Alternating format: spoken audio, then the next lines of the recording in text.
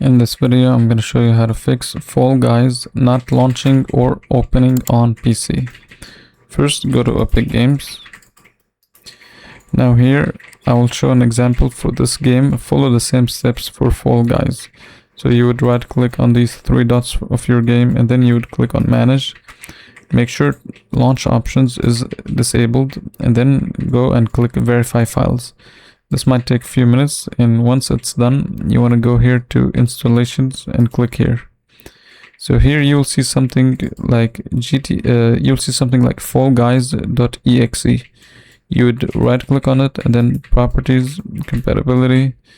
Now tick on these two options, Disable Full Screen and Run as Administrator. Then click Apply and then click OK. Now once you do this, you can close this down and check if it fixes it. If it doesn't, then you can just close this down and exit Epic Games. Now go to Settings, and over here you'll go to Graphics Settings, and make sure Advanced Hardware Accelerated GPU is turned on.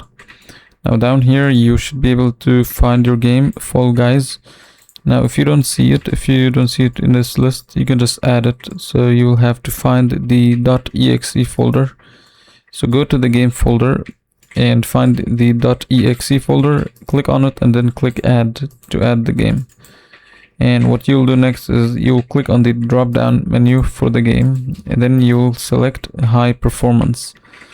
And then you'll turn this option on. Now if you have like an NVIDIA graphics card like I do, just make sure you always update the drivers to the latest version. As you can see, I have a new update here, so I'll just click download to update the driver. Now if you don't have like an NVIDIA or AMD, then you can go to Device Manager, where you can manually download and update the display drivers. So if you go to Display Adapters, you can right click and then Update Driver, and here you can just search automatically, and it will automatically search for the newest drivers and update it for you. So just make sure your graphics cards are always up to date, and this should fix it.